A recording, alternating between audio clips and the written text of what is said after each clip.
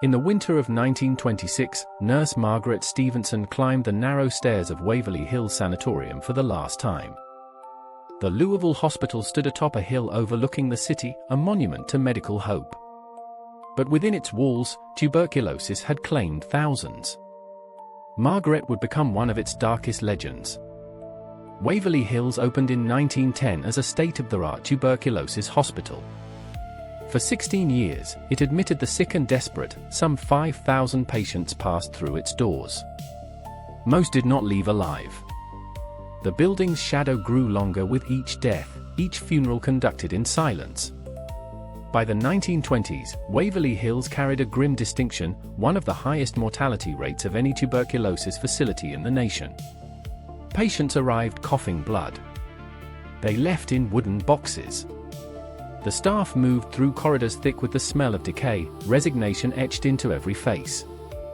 On December 24, 1926, Margaret Stevenson reported for the midnight shift.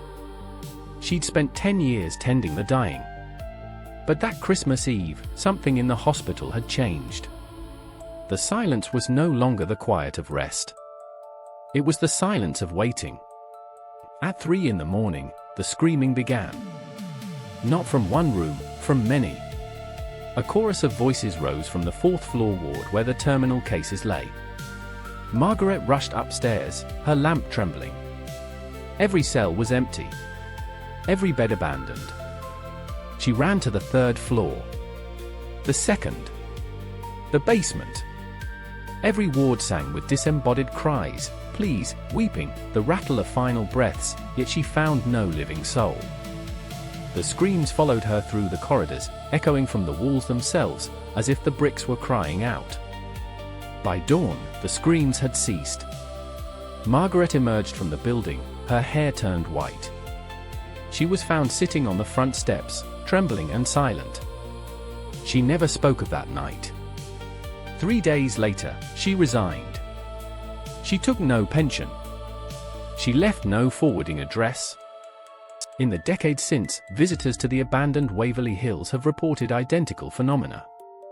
Disembodied screams in the dead of night. Footsteps in empty corridors.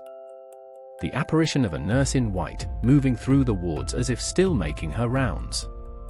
The records of that December night have vanished. No patient logs. No staff reports. No explanation for what Margaret Stevenson heard, or what she saw. The hospital's archives end abruptly in November 1926. The entire event appears deliberately erased from history. What transpired in Waverly Hills on Christmas Eve, 1926, remains unrecorded and unexplained. Did Margaret Stevenson witness the final anguished cry of 5,000 dead?